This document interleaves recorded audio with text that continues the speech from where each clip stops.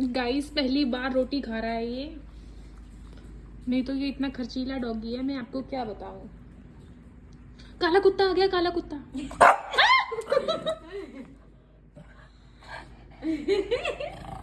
ये वीडियो बन रही है।